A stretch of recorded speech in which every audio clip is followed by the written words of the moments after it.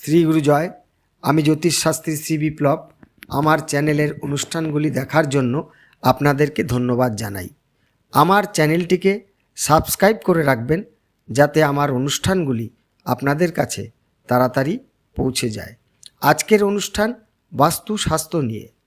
জ্যোতিষশাস্ত্রের মতো বাস্তুশাস্ত্রের গুরুত্ব অপরিসীম। কারণ গ্রহ খারাপ হলে যেমন নানাবিধ সমস্যা হয়, ঠিক তেমনি বাস্তুশাস্ত্রের নিয়ম পালন না করে জমি বাড়ি করলে সেখানে নানা সমস্যা তৈরি হয়। গৃহে বসবাসকারী লোকজন অনেকাংশে সুখ শান্তি লাভ করে না, আর্থিক শ্রীবৃদ্ধি হয় না, ধার্মিক আচরণ থাকে না, রোগ শোক নানাবিধ ঝামেলা, স্ত্রী সন্তান নিয়ে সুন্দরভাবে জীবনযাত্রা করতে পারে না। বাস্তুশাস্ত্র মতে ঋতু পরিবর্তনের সঙ্গে নিজেদেরকে মানিয়ে চলতে পারে না। বাস্তুশাস্ত্র মতে একটি গৃহ নির্মাণ সঠিকভাবে করতে পারলে একটি দেবতা স্থানের নির্মাণ তুল্য পূর্ণ প্রাপ্তি হয়। আর একটি বাস্তু নির্মাণ করলে সেখানে সাধ্যমতো ক্ষমতা অনুযায়ী একটি দেবতা গৃহ অবশ্যই তো করা উচিত। তাই সেখানে দেবতা গৃহ আছে বলে তাই সেখানে দেবতা ও মানুষ একই সঙ্গে বসবাস করবে। সেই কারণে সুখ শান্তি সমৃদ্ধি অবশ্যই আসবে। সমস্যাটা হলো সঠিক নিয়ম মেনে গৃহ নির্মাণ করতে না পারলে শান্তি কোথা থেকে আসবে? দেবতারা কি আপনার গৃহে আসা যাওয়া করবে? তবে একটা কথা আপনাদেরকে জানিয়ে রাখি, বাস্তুশাস্ত্র বৃহৎ বিজ্ঞানসম্মত একটি শাস্ত্র। আমার এই ভিডিওর মাধ্যমে সব দিক তো আলোচনা করা সম্ভব নয়, তাই আপনাদের কাছে অনুরোধ রইল, আপনারা বাস্তুশাস্ত্রের কোন কোন বিষয়গুলি এবং তার সমাধান কিভাবে করা যাবে জানতে চাইলে আমাকে কমেন্ট বক্সে লিখে জানান। আমি সেই মতো বাস্তুশাস্ত্রের ভিডিও বানিয়ে আপনাদেরকে জানাবো। গৃহ নির্মাণ ক্ষেত্রে বাস্তুশাস্ত্র 8 দিক এর উল্লেখ আছে।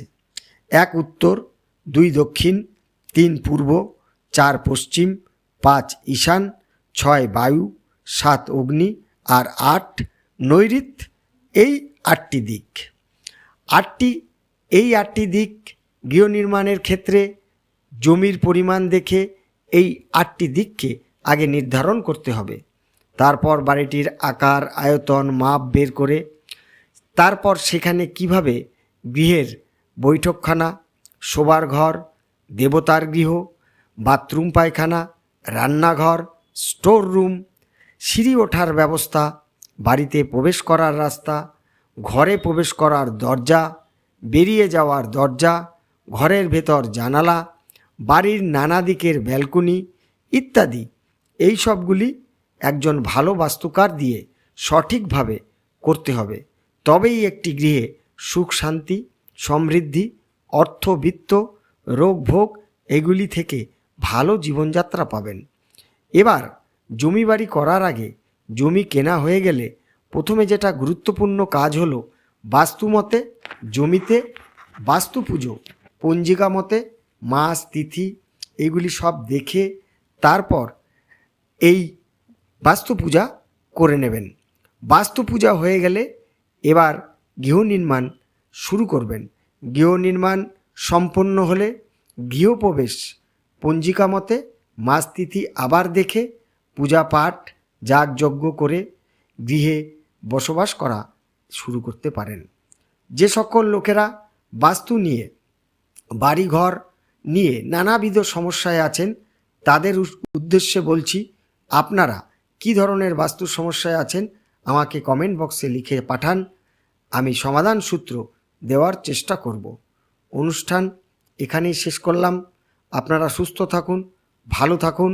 শ্রী গুরু জয়।